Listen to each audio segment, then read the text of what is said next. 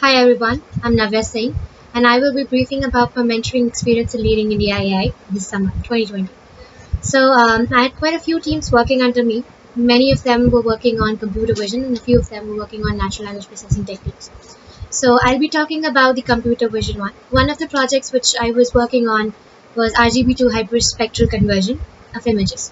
So this is a very sought out after topic, especially by papers like CVPR and entire.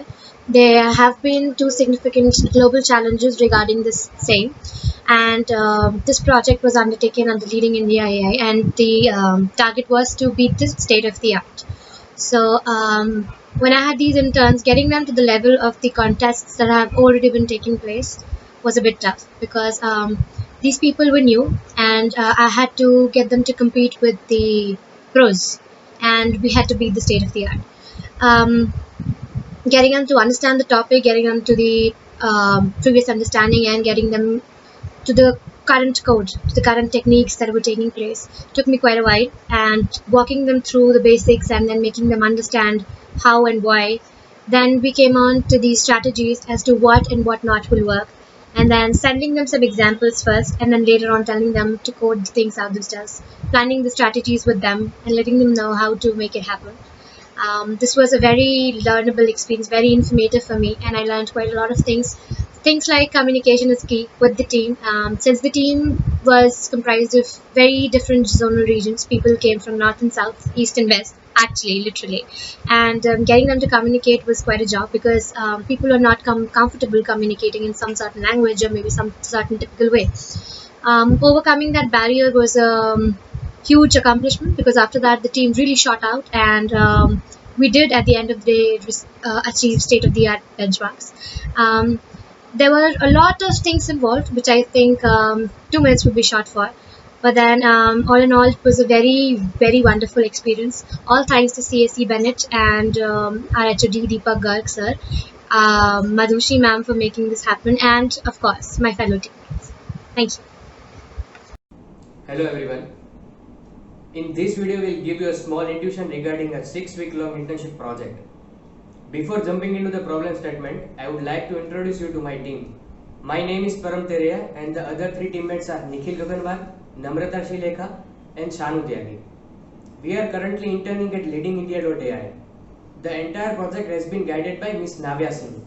So now that being said, let us understand what is the project all about. The project allocated to us is hyperspectral image reconstruction from RGB images. So what is hyperspectral imaging?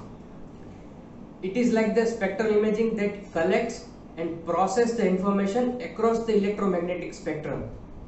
It is a good way to work with material and define their properties and to obtain the study how light interacts with them. So basically we are trying to obtain the spectrum or reflected spectrum out of the each pixel. So now the question is, why do we need it? Why it is required? The goal of the hyperspectral imaging is to get the spectral out of the each pixel in the image in order to identify the object or its material. It is been defined that it is quite useful in many applications ranging from remote sensing to medical and agriculture. So why this way? Why not the physical sense way? It is quite simple. The hyperspectral imaging sensors and the reconstruction algorithm are quite complex. So as an alternative, we are trying to approach this solution. We are trying to approach a solution through which can we obtain the spectral image out of the RGB images.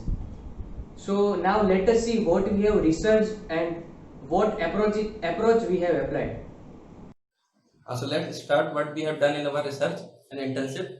So first one is the SR-ResNet model. In SR-ResNet model, we pass our input image to the conveyor and the output of conveyor to pass the rest block. Each rest blocks combination of res units, and the res units is combination of conveyor and activation functions. And after that, we use the attention model. Attention model is basically the technique to focus on the subject part of the image, first one, and after that to focus on the background of the image.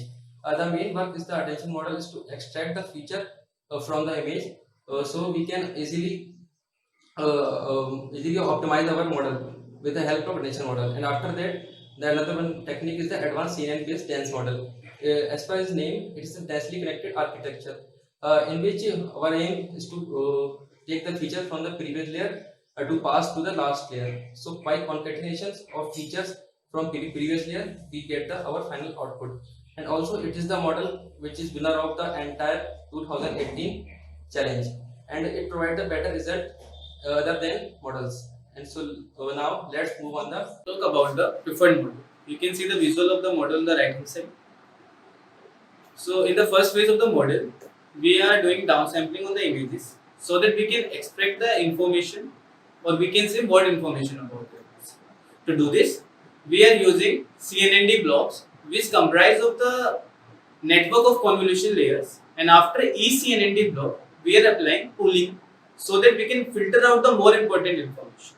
We are doing downsampling up to 3 times, and after that we reach the bottleneck phase.